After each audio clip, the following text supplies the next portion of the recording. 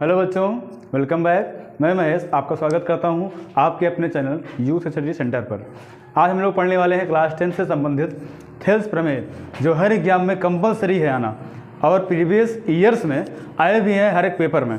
तो ये कम से कम 5 से 7 नंबर का होता है और वेरी मोस्ट इम्पॉर्टेंट है। अगर आप ये समझ लेते हैं संबंधित सवाल बहुत सारे होंगे जो हल करने में आपको आसानी मिलेंगी। ठीक है, आइए समझते हैं थेल्स प्रमेय। थेल्स प्रमेय होता क्या है ये भी समझ लेते हैं पहले। किसी भी ट्रायंगल में किसी एक भुजा के समांतर अगर कोई अन्य रेखा खींचते हैं तो इस तरह जो उन दोनों भुजाओं को जहाँ भी काटता है उनके अनुपात बराबर होते हैं, यही कहलाता है थेल्स प्रमेय। तो आइए बना के देखते हैं। जैसे मान लेते हैं ये कोई ट्रायंगल है ABC ट्रायंगल है। अब BC के समांतर की रेखा हम खींच रहे हैं यहाँ पर, जिसको हमने नाम दिया DE। ये कोई रेखा है, रेखा L मान लेते हैं, जो काटा है, किसको काटा है, AB को और AC को। कहाँ पे, D पर और E पर। तो ये भी क्या आ गया, इसके समांतर हो गया। तो यानी इतना आपके सवाल में दिया रहेगा या बोलेगा, यानी ये लैंग्वेज में ही बोलेगा, या तो ऐसे बोलेगा कि किसी त्रिभुज में किसी एक भुजा के समांतर कोई अन्य रेखा खींचें तो दिखाइए उनका अनुपात बराबर होता है। क्या, किसका अनुपात बराबर होता है, भुजाओं का अनुपात। या तो ऐसे पूछेगा, या तो पूछेगा थेल्स प्रमेय को सिद्ध कीजिए, तो ऐसे पूछ सकता है। दोनों तरह से हमें देखना है। तो होता क्या है, एक ट्रायंगल रहेगा, किसी एक भुजा के समांतर हमने एक अन्य रेखा खींचा जो इन दोनों भुजाओं को D और E पे काटता है। तो हमें इसका अनुपात बराबर दिखाना है। किसका अनुपात, AD बटे AD यहाँ तक, फिर ये हो गया BD के बराबर यहाँ से यहाँ तक AE के बराबर यहाँ से यहाँ तक CE। ये अनुपात हमें बराबर प्रूफ करना है, यानी ये प्रूफ दैट में है, सिद्ध करना है। और ये क्या है, ये है गिवन में। गिवन का मतलब इतना दिया गया है। अब यहाँ इसको समझने से पहले हमें एक चीज़ और समझना पड़ेगा, रचना। रचना क्या होता है, जिस फिगर में कोई चीज़ हम खुद से बनाते हैं उसे रचना कहते हैं। तो रचना करते हैं, एक इस पर लंब खींचते हैं, एक इस पर लंब खींचते हैं इसी पॉइंट से। तो यानी ये इस पर लंब है, ये इस पर लंब है, इसका नाम दिया हमने P, इसका नाम दिया Q। ऐसे ही इसको यहाँ मिलाते हैं, इसको यहाँ मिलाते हैं। अब समझिएगा, तो लिखते क्या है, इसमें रचना भी लिखना पड़ेगा। PE लंब खींचा AD पर, PE लंब खींचा AD पर, और DQ लंब खींचा AE पर, DQ लंब खींचा किस पर, AE पर। इतना लिखना पड़ेगा। और फिर किसको किसको मिलाया था, B को A से मिलाया, C को D से मिलाया। फिर लिखना है B को कहाँ मिलाए थे, E से, तथा C को D से। इतना हमें पहला काम रचना में लिख देना है। उसके बाद सॉल्व में देखिएगा। सॉल्व बताने से पहले हम लोग ये समझते हैं कैसे किसी ट्रायंगल का एरिया निकलता है। किसी ट्रायंगल का एरिया निकालने के लिए हमें दो चीज़ चाहिए। दो चीज़ क्या क्या, एक तो बेस चाहिए, एक हाइट चाहिए।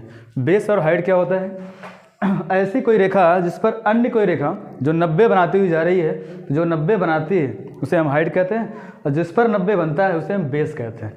तो यहाँ से एरिया निकलता है 1/2 बेस इंटू हाइट। ये किसका एरिया बनता है, एरिया ऑफ ट्रायंगल का फार्मूला है ये। तो यही फार्मूला हमें हर बार अप्लाई करना है। तो आइए देखते हैं एक एक स्टेप से।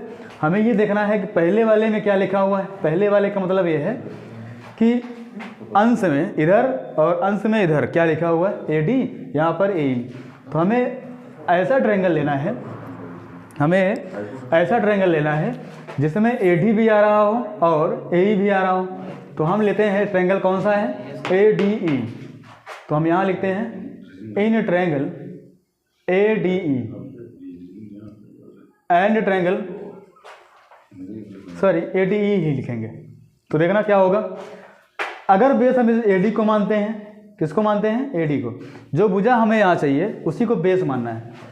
अगर AD बेस हो गया, यहाँ समझिएगा ये बेस हो गया, 90 कौन बना रहा है, 90 PE बना रहा है, तो ये हाइट हो जाएगा। तो P इंटू E, ये जो आया इसका एरिया बनेगा, यहाँ से ये एरिया बनेगा ADE का। तो यहाँ लिखेंगे एरिया ऑफ ट्रायंगल ADE के बराबर इतना बना।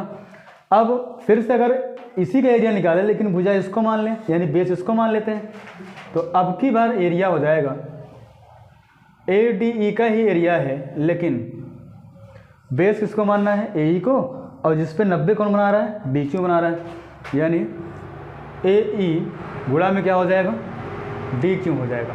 तो ये समीकरण नंबर 1 हुआ, ये समीकरण नंबर 2 हुआ।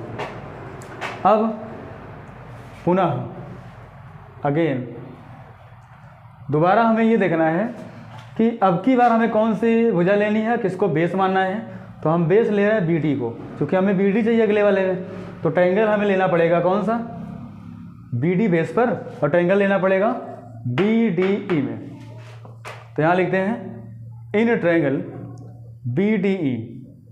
अब देखना, जब BDE ट्रायंगल लिया, बेस इसको मानेंगे, तो 90 कौन बना रहा है, ये बना रहा है, तो ये बेस हो गया और ये हाइट हो गया, यानी BD हो गया बेस और हाइट हो गया PE। तो बेस हाइट हो गया और साथ में हमें चाहिए हाफ, तो 1/2 बेस इंटू हाइट फार्मूला हो गया। और किस ट्रायंगल का एरिया था ये एरिया ऑफ ट्रायंगल है BDE का। तो ये फार्मूला बना, सॉरी एरिया बना तीसरा, यानी इक्वेशन बना दिया इसको। अब ट्रायंगल कौन सा लिखते हैं, अब ट्रायंगल लेते हैं DEC में, इन ट्रायंगल DEC ट्रायंगल में देखना, अब की बात चूंकि हमें CE चाहिए, जब CE चाहिए तो बेस हम किसको मानेंगे, CE को मानेंगे। CE हो गया बेस, उसके हिसाब से हाइट क्या बनेगी, DQ बनेगा। तो अब लिखेंगे CE गुणा में CE हो गया ये, और हाइट क्या बनेगी, DQ बनेगा, DQ, और गुणा किससे करेंगे, 1/2 से, तब किसका एरिया बनेगा, एरिया बनेगा DEC का। ठीक है, ये इक्वेशन नंबर 4 बना। तो ये 4 काम आपको पहले कर लेने हैं, यानी चारों का एरिया निकाल लेना है। एक बार ADE का निकालना है, एक बार BDE का निकालना है, जो हमने यहाँ लिखा था, एक यहाँ लिखा था, फिर उसके बाद फिर ADE का निकालना है जो यहाँ लिखा हुआ है, उसके बाद DEC का निकालना है जो यहाँ लिखा हुआ है। 4 समीकरण बनाएंगे। अब भुजाओं के अनुपात के हिसाब से हमें ये देखना है किसमें किससे भाग करना है। तो यहाँ देखिएगा AD में BD से भाग हुआ है, AD में BD से भाग हुआ है, तो हमें देखना AD है कहाँ पे, AD यहाँ पर है, और भुजा BD किस में है, BD यहाँ पर है। इसका मतलब हमें एक वाले में समीकरण 3 से भाग करना होगा। तो यहाँ लिखेंगे इस स्टेप में समीकरण 1 भागे समीकरण 3। जैसे भाग करेंगे तो इस वाले से भाग होगा इस वाले में, तो इसको पहले लिखना है स्टेप में। तो स्टेप में क्या लिखना होगा, एरिया ऑफ ट्रायंगल ADE बटे एरिया ऑफ ट्रायंगल BDE के बराबर, इधर था 1/2 AD, फिर PE था, फिर 1/2, यहाँ पे क्या है BD, फिर क्या लिखा है PE लिखा हुआ है। होगा क्या, ये हाफ से हाफ कैंसिल हो गया, जब हाफ से हाफ कैंसिल हुआ इधर से ये भी कैंसिल हो गया, जो बच रहा है उसको हम ऐसे लिख लेते हैं, एरिया ऑफ ट्रायंगल ADE बटे में एरिया ऑफ ट्रायंगल, बोलो मेरे साथ, BDE। तो क्या बचा फिर AD बटा में BD। ये अलग से एक इक्वेशन बना लेंगे इसको 5 नंबर। ठीक है, तो एक भाग किससे किससे हुआ, इन दोनों से हुआ था, अब की बार भाग होगा इन दोनों से। क्यों होगा, क्योंकि अब की बार हमें चाहिए AE बटे में CE। तो हमें देखना है भुजा कौन सा AE है और भुजा कौन सा CE है। तो AE भुजा इसमें है और CE भुजा इसमें है, यानी 2 वाले में 4 वाले से भाग करेंगे। तो यहाँ लिखना है समीकरण 2 में भाग करेंगे 4 से। अब समीकरण 2 का एरिया किसका था, ADE का। यहाँ लिखेंगे एरिया ऑफ ट्रायंगल ADE के बटे में आएगा एरिया ऑफ ट्रायंगल, लास्ट वाला क्या था, 4 से भाग कर रहे हैं, 4 वाला का एरिया क्या है DEC। अब इनके मान जो है उसको लिखेंगे, ये पूरा मान चाहिए हमें, 1/2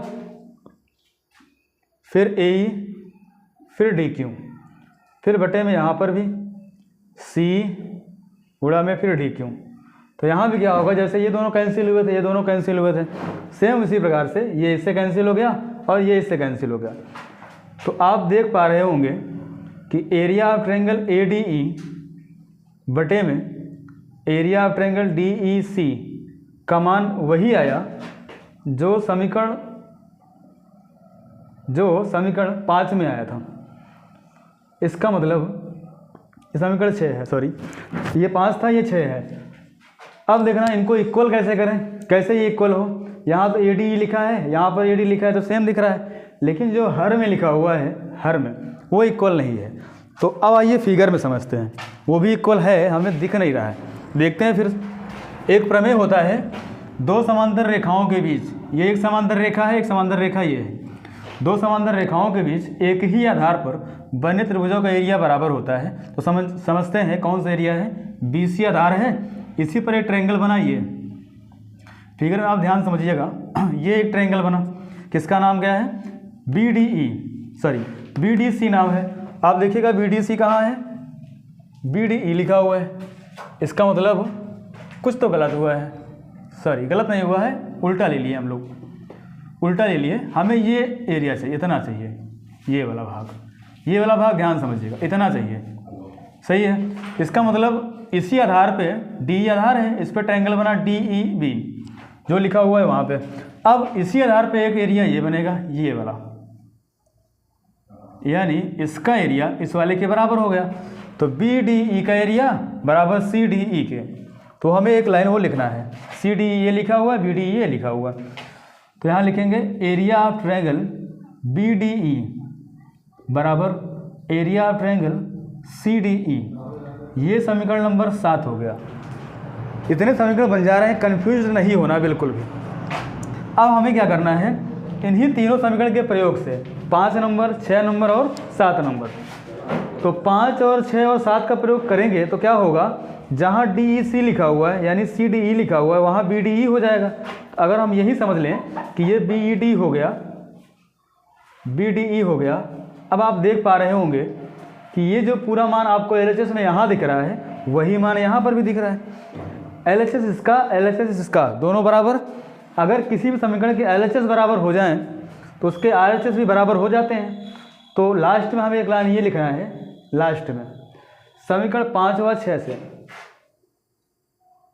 समीकरण 5 व 6 से LHS LHS के बराबर, इस तरह से RHS भी RHS के बराबर हो जाएगा। यानी AD बटा में BD बराबर AE बटा में CE। यही हमें प्रूव करना था, जो प्रूव हो गया। तो हमें बच्चों ध्यान ये देना था कि कौन सा ट्रायंगल कैसे लेना है। तो हमें ये भुजाएं देखनी है, AD है और BD है। AD का मतलब ये वाली भुजा, BD मतलब ये वाली भुजा। इसका मतलब एक बार ट्रायंगल इसको लेना है, एक बार ट्रायंगल इसको लेना है, ये ध्यान देना। फिर AE भुजा है, फिर CE भुजा है। AE इसमें है यानी ये ट्रायंगल फिर से एक बार लेना पड़ेगा, फिर CE है, इसका मतलब ये ट्रायंगल लेना पड़ेगा। इन्हीं के आधार पर हम एरिया निकालेंगे। फिर इसके अनुसार AD बटे BD के अनुसार हम उसके एरिया से भाग करेंगे, तब जाकर रिलेशन आएगा। फिर इनको इक्वल करेंगे, तब फाइनल रिलेशन आएगा जो हमारा आंसर होगा। तो आई होप आपको समझ में आया होगा। अगर ये एग्जाम में सवाल आएगा तो कम से कम 5 या 6 नंबर का आएगा। तो आप लोग क्या करिएगा, इससे संबंधित 2-3 सवाल लेकर के खुद से प्रैक्टिस कर लें। जो पिछली वीडियो हमने 1-2 सवाल बताया भी था, जिसको हमने कहा था सिमिलरिटी से भी सवाल वैसे हल होता है, और क्या कहते हैं इसको, थेल्स प्रमेय, उससे भी हल होता है। तो अगर आपको वीडियो अच्छा लगा हो, अपने दोस्तों के साथ रिलेशन में ज़रूर शेयर करें और लाइक करें। धन्यवाद।